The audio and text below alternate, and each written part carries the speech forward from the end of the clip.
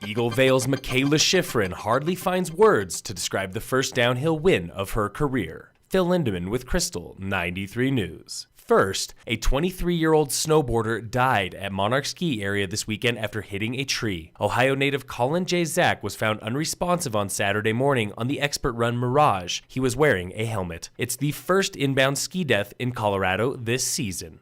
Frisco locals might have noticed some changes to the corner of 7th and Granite.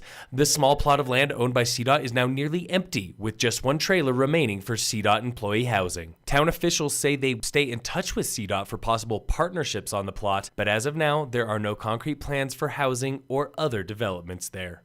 State officials want 2 more years to study the effects of molybdenum on local rivers. This comes several weeks after Climax Molybdenum, a mine south of Copper, asked state officials to approve an increase of 43 times the current limit of molybdenum in local waters like Tenmile Creek. The mine is above the creek south of Copper Mountain, and the creek flows into Dillon Reservoir, where it provides water to more than 4 million people on the Front Range.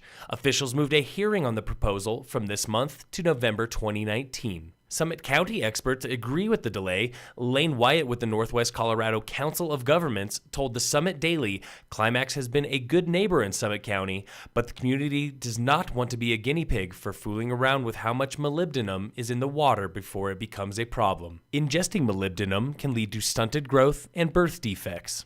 Longtime Summit County local and activist Paul Haig died unexpectedly this November. He was 70 years old.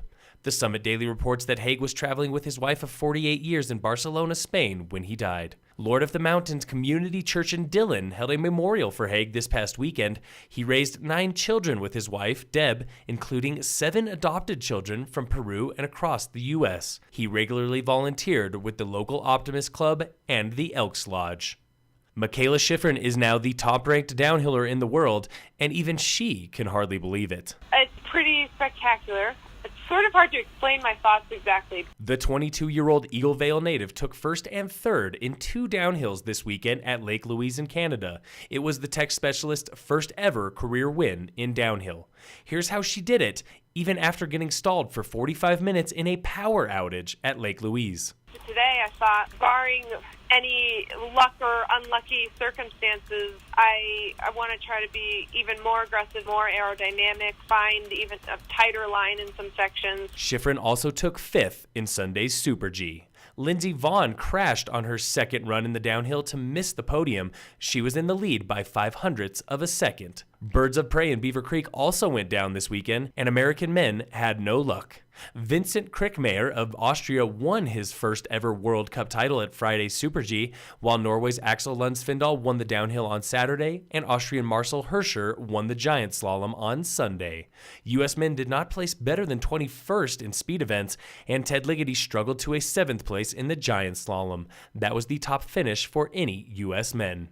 In sports, the Bengals play the Steelers on Monday Night Football. Kickoff is 6:30. The Nuggets play the Mavericks tonight in Dallas. That's also at 6:30 p.m.